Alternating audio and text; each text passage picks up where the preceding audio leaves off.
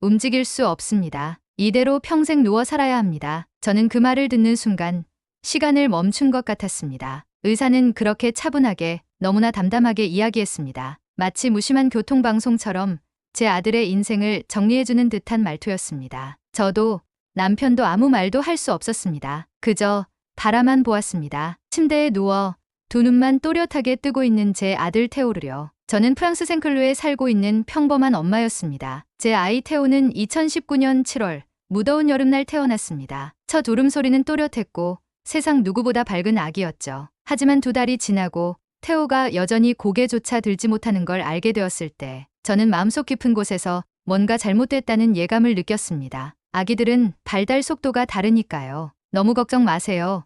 시간이 지나면 괜찮아질 겁니다. 이런 말들을 수도 없이 들었습니다. 하지만 6달이 지났을 때도 태호는 자신의 목을 가누지 못했습니다. 기어 다니지도 앉지도 못했습니다. 결국 우리는 병원을 찾았고 11개월째 되는 날 정밀검사 결과가 나왔습니다. 대뇌 백질이 위축되어 있습니다. 이건 선천성 백질 2영양증입니다. 운동기능 회복은 어렵습니다. 그 말을 끝으로 의사는 태호의 향후 상태에 대한 설명을 조용히 이어갔습니다. 저는 그 말이 무슨 의미인지 몰랐습니다. 아니, 알고 싶지 않았습니다. 그냥 다시 태호를 안고 싶었습니다. 아무 일도 없었던 것처럼 다시 처음으로 돌아가고 싶었습니다. 그날 이후 저희 가족은 전쟁과 같은 나날을 보냈습니다. 프랑스의 유명한 소아병원, 독일의 재활 클리닉, 일본의 유전자 연구소, 미국의 희귀질환 센터까지 세계 34개의 병원을 돌며 마지막 가능성을 찾아 헤맸습니다. 하지만 돌아오는 답은 언제나 같았습니다. 에노. 그 단어는 점점 더 날카로워졌고 무표정하게만 들리기 시작했습니다. 사람들은 태호를 환자가 아닌 불가능한 증례로 대했습니다. 치료를 해보자거나 방법을 찾자는 사람은 단 한 명도 없었습니다. 그저 현상 유지가 최선이라는 냉정한 진단뿐이었습니다. 남편은 점점 침묵했고 결국에는 저와 대화조차 하지 않게 되었습니다. 집 안은 조용했습니다. 태호의 숨소리만 들렸고 때때로 저는 그 소리를 확인하려고 밤에 수십 번도 넘게 아이의 입에 손을 대어보았습니다. 아직 살아있다는 걸 확인하려고요. 그럴 때마다 저도 점점 무너져갔습니다. 그런데요, 이상하게도 이상할 만큼 저는 태호의 손을 절대 놓지 않았습니다. 하루 30분씩 아이의 팔다리를 주물렀습니다. 밤에는 아이를 안고 창밖을 바라보며 기도했습니다. 단 하루라도 혼자 일어설 수만 있다면 그 기적을요. 그리고 그 기적은 전혀 예상치 못한 곳에서 찾아왔습니다. 한 번은 오랜 친구가 전화를 걸어왔습니다. 저의 지친 목소리를 들은 그녀는 조심스레 말했습니다. 소피, 혹시 한국이라는 나라에 대해 들어본 적 있어? 한국? 응. 거긴 정말 다른 나라야. 의사들이 진심이래. 환자를 사람으로 봐. 그 말은 그저 위로처럼 들렸습니다. 너무 멀고 너무 생소했으니까요. 하지만 그날 밤 저는 습관처럼 검색창에 단어를 하나 입력했습니다. 한국 희귀질환 기적. 처음엔 별다른 내용이 없었습니다. 그런데 스크롤을 내리던 중 갑자기 멈췄습니다. 영상 하나였습니다. 중증 신경질환을 앓던 한 아이가 손가락을 살짝 움직였고 옆에는 하얀 가운을 입은 사람이 조용히 아이의 눈을 바라보며 웃고 있었습니다. 박지연 교수라는 이름이 자막에 등장했습니다. 그 순간 제 심장이 두근거렸습니다. 너무 오랜만에 느껴보는 감정이었습니다. 저는 바로 그날 밤 영상 속 병원 이름을 검색해 메일을 보냈습니다. 아이의 상태, MRI 사진, 그동안의 진단서, 모든 걸 첨부했습니다. 그리고 3일 뒤 한 통의 메일이 도착했습니다. MRI를 보내주세요. 박지연 교수님이 직접 확인해 보신다고 하셨습니다. 그 문장 하나, 단 4줄의 짧은 문장이었지만 그것은 저를 다시 숨 쉬게 만든 첫 문장이었습니다. 메일을 받은 그날 저는 거실 한가운데에서 무릎을 꿇었습니다. 참았던 눈물이 터졌고 태호가 자고 있는 침대 옆에 조용히 무너져 내렸습니다. 누군가 우리 아들을 봐준다. 단지 그 사실 하나만으로도 저는 다시 살아야겠다는 의지를 가질 수 있었습니다. 이후의 시간은 전쟁과도 같았습니다. 한국은 지구 반대편이었고 모든 것이 낯설었습니다. 세브란스 병원에서 요청한 추가 서류들을 준비하며 한국의 의료 시스템과 입국 절차, 통역 문제, 숙소, 식이요법, 심지어 재활 장비에 대한 정보까지 하나하나 찾아야 했습니다. 그리고 무엇보다 가장 큰 문제는 돈이었습니다. 수년간 이어진 치료와 검사, 해외 병원 탐방으로 저희 가게는 이미 한계에 다다라 있었습니다. 하지만 저는 포기란 단어를 입에 올리지 않기로 마음먹었습니다. 저는 SNS를 통해 사람들에게 상황을 알리고 프랑스 희귀질환 아동후원 재단에 지원서를 넣었습니다. 친구들은 자발적으로 작은 기부금을 모아주었고 전혀 알지 못했던 사람들이 응원의 메시지를 보내주었습니다. 그중 어떤 익명의 사람은 이런 쪽지를 함께 보냈습니다. 누군가에겐 작은 도움일지 몰라도 당신 아이의 발걸음엔 희망이 필요해 보여요. 꼭 걸을 수 있길. 그 말이 참 고마웠습니다. 사람의 진심이란 건 이렇게 작은 문장에서 오는 거구나 깨달았습니다. 그렇게 준비 끝에 드디어 2025년 5월 저는 태호와 함께 인천공항에 내렸습니다. 낯선 공기, 낯선 언어, 그리고 낯선 하늘이었지만 어쩐지 두렵지 않았습니다. 병원 셔틀버스를 타고 세브란스 병원에 도착하자 진료동 입구에서 하얀 가운을 입은 한 여성이 저를 향해 걸어왔습니다. 소피 씨 태호 군이죠? 그녀는 영상에서 봤던 바로 그 사람이었습니다. 박지연 교수님. 그 순간 저는 울컥했지만 웃음을 지으려 애썼습니다. 교수님은 다정한 눈빛으로 태호를 바라보며 조심스레 물었습니다. 태호야, 내 눈 좀 볼래? 믿기 어려웠지만 태호의 눈이 흔들렸습니다. 미세하지만 분명하게 박 교수님을 바라본 것이 느껴졌습니다. 그리고 박 교수님은 저를 향해 이렇게 말했습니다. 소피 씨, 반응이 있어요. 희망이 있습니다. 그 말 지난 5년 동안 제가 기다렸던 단 한마디였습니다. 저는 그 자리에 주저앉아 버렸습니다. 울음도 터지지 않았고 그냥 숨이 막혔습니다. 세상이 무너졌던 그날과는 전혀 다른 의미에서 제게 또 다른 세상이 열리고 있었습니다. 그날 이후 저희는 한국에서의 여정을 시작했습니다. 이야기는 이제 시작입니다. 그저 반응이 있다는 말 하나로 저는 다시 살아갈 이유를 얻었습니다. 하지만 이 여정이 순탄하지만은 않았습니다. 오히려 그 다음이 진짜 전쟁이었습니다. 그리고 그 전쟁 속에서 저희는 믿을 수 없는 순간을 마주하게 됩니다. 한국에서의 첫날, 저는 공항 버스에서 내리자마자 한 가지를 느꼈습니다. 너무나 깨끗하다는 것이었습니다. 서울의 거리, 지하철역, 버스 안까지 마치 병원처럼 정돈되어 있었습니다. 공기가 다르게 느껴졌고 사람들이 저희를 쳐다볼 때도 이상하게 따뜻한 시선이었습니다. 그날 저녁 세브란스 병원 근처의 작은 숙소에 짐을 풀며 저는 오랜만에 편안한 숨을 내쉴 수 있었습니다. 낯선 나라에서 낯선 언어 속에 있었지만 이상하게도 마음은 안심됐습니다. 그것은 아마도 누군가가 태호를 환자로 보기 시작했기 때문이겠죠. 다음 날 아침 본격적인 검사가 시작되었습니다. 박지연 교수님은 태호를 대할 때 늘 무릎을 꿇고 눈높이를 맞추셨습니다. 그 눈빛은 의사의 것이 아니라 한 사람의 어머니 같았습니다. MRI 영상에서는 일부 손상 부위가 있지만 전체적인 반응을 보면 가능성이 있습니다. 우리가 할 수 있는 걸 다 해봅시다. 그 말에 저는 믿을 수 없는 감정이 올라왔습니다. 프랑스에서도 독일에서도 일본에서도 들을 수 없었던 말이었습니다. 해봅시다. 그 우리라는 단어가 저에게는 새로운 세상이었습니다. 재활훈련은 그 다음날부터 시작되었습니다. 재활이라고 하면 단순히 근육을 움직이고 물리치료를 받는 걸 상상했는데 한국의 치료는 완전히 달랐습니다. 박 교수님과 의료진들은 먼저 태호의 뇌를 이해하고 그 뇌가 움직일 준비를 할 수 있도록 신경자극과 감각훈련을 진행했습니다. 뇌에 자극을 주는 소리, 냄새, 빛, 그리고 소리의 방향에 따라 머리를 움직이게 하는 훈련까지. 소피 씨, 걷는다는 건 다리의 문제가 아니에요. 뇌가 그걸 기억해낼 수 있어야 해요. 그 말을 들었을 때 저는 처음으로 재활이라는 단어가 이렇게 과학적이면서도 인간적인 단어일 수 있다는 걸 느꼈습니다. 훈련 3일째 되던 날, 믿을 수 없는 일이 벌어졌습니다. 태호가 제 손을 살짝 밀어냈습니다. 제가 손으로 그의 손바닥을 살짝 누르고 있었는데 태호의 손가락이 제 손을 미세하게 밀었습니다. 너무 미세해서 처음엔 기분 탓이라고 생각했지만 옆에 있던 박 교수님이 소리쳤습니다. 움직였어요. 태호가 스스로 밀었어요. 순간 제 눈에 눈물이 고였습니다. 이게 얼마나 대단한 일인지 아마 외부에서 보면 별거 아닌 움직임일지 모르지만 저희에겐 세상이 흔들리는 사건이었습니다. 그리고 5일째 또 하나의 기적이 찾아옵니다. 태호가 미소를 지었습니다. 무려 6년 만에 처음이었습니다. 제 얼굴을 바라보던 아이가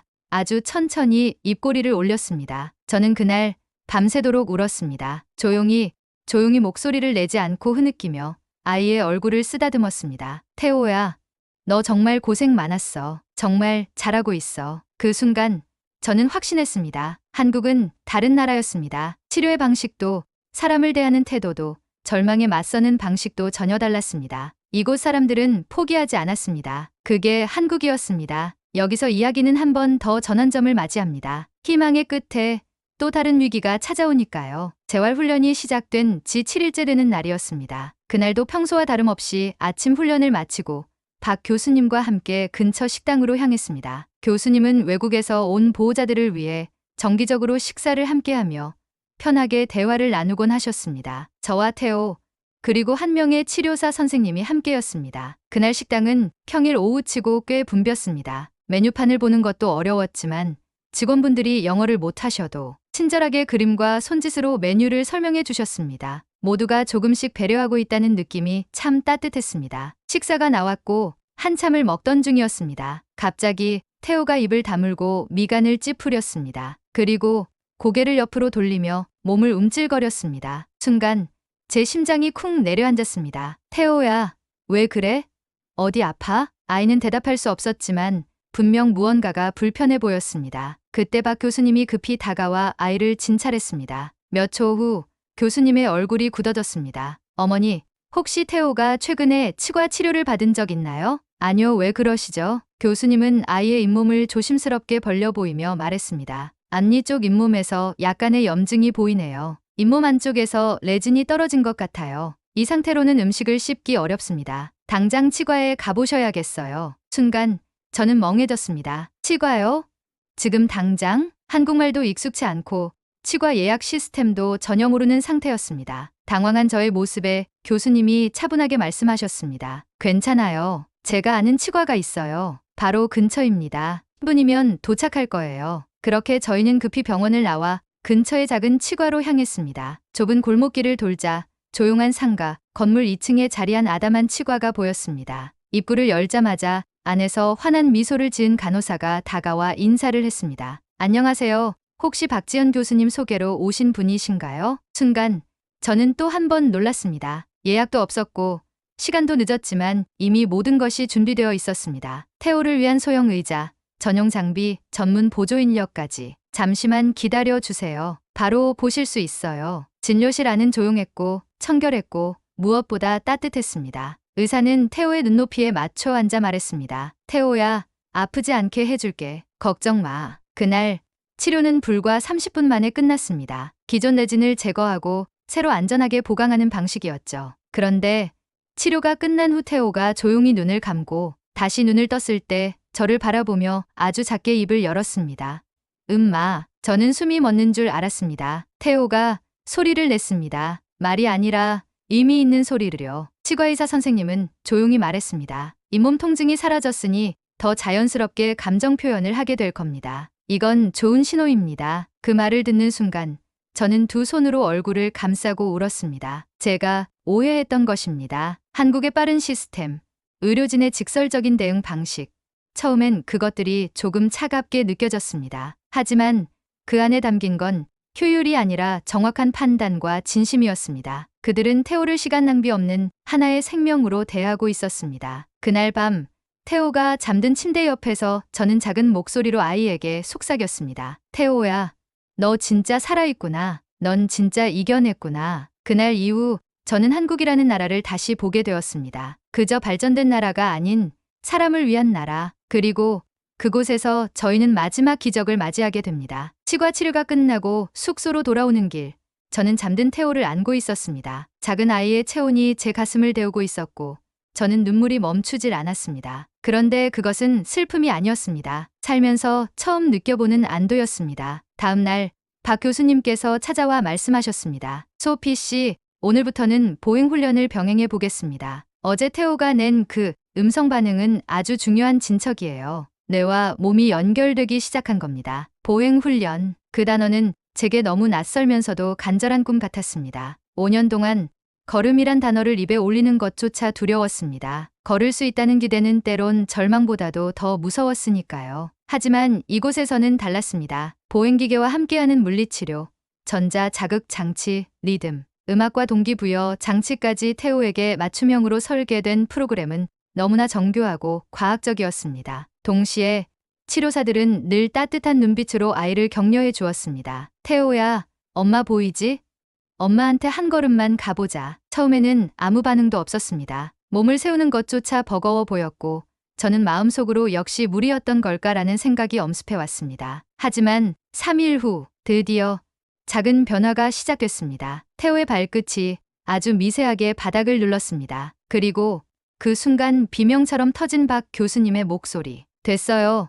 반응 있어요. 오른발에 의식적 힘이 들어갔어요. 그 자리에서 모두가 울었습니다. 저도, 치료사도, 심지어 옆에서 보조를 돕던 통역사 선생님까지 눈시울을 붉혔습니다. 그날 밤 숙소에 돌아와 저는 태호의 발을 조심스레 쓰다듬었습니다. 아무 말도 하지 않았지만 아이는 제 손을 느끼는 듯 살짝 발가락을 움츠렸습니다. 엄마, 나 살아있어요. 아이는 말하지 않았지만 저는 그 작은 움직임으로 모든 감정을 읽을 수 있었습니다. 그 이후 하루가 다르게 태호의 반응은 달라졌습니다. 손짓으로 감정을 표현했고 좋아하는 간호사가 오면 미소로 반겼습니다. 간혹 소리도 냈고 재활훈련 중 간단한 의사 표현도 시도했습니다. 그리고 저는 깨달았습니다. 한국이라는 이 나라는 치료만 하는 곳이 아니라 삶을 되찾게 해주는 곳이라는 것을요. 식당에서도 약국에서도 거리의 행인조차 저희가 외국인이라는 것을 알면 주저없이 손을 내밀었습니다. 병원 가시는 길이세요?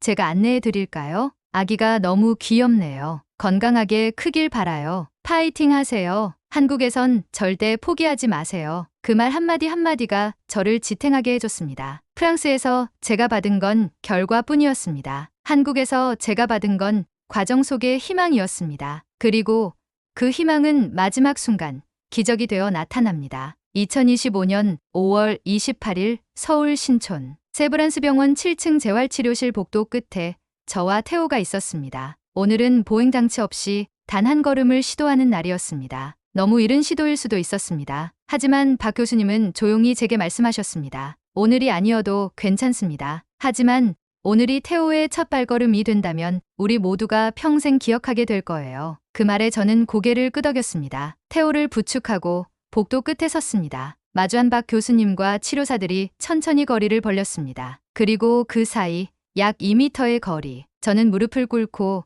아이를 향해 두 팔을 벌렸습니다. 태호야, 여기야. 엄마, 여기 있어. 할 수 있어. 천천히 와. 그 순간 태호의 몸이 살짝 앞으로 기울었습니다. 모든 시간이 멈춘 듯 했습니다.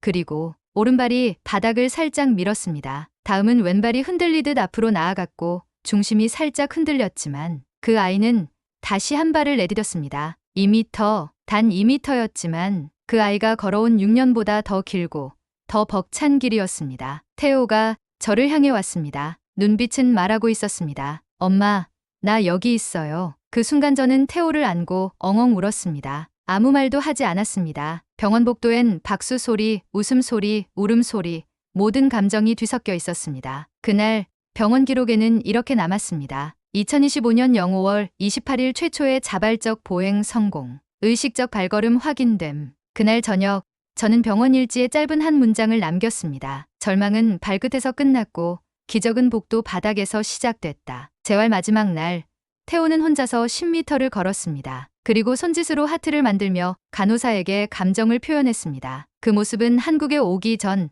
절대 상상할 수 없었던 광경이었습니다. 이제 태호와 저는 프랑스로 돌아갑니다. 하지만 돌아가는 길에 저는 마음 깊은 곳에서 한 문장을 되뇌었습니다. 한국에는 포기란 단어를 모르는 사람들이 있습니다. 의사, 간호사, 치료사, 통역사, 그리고 길에서 마주친 수많은 한국인들. 그들은 누구 하나 제 아들에게 불가능을 말하지 않았습니다. 그들은 믿었습니다. 가능성을, 아이를, 그리고 저를. 만약 누군가 지금 이 영상을 보고 계시다면, 혹시 오늘 또 포기하라는 말을 들으셨다면, 혹시 지금 너무 지치고 외롭고 누군가 한마디의 희망조차 주지 않았다면 제 목소리를 기억해 주세요. 기적은 거창하지 않습니다. 기적은 병원 복도 바닥에 처음 닿는 작은 발소리로부터 시작됩니다. 그 발소리는 조용하지만 누구보다도 강했습니다.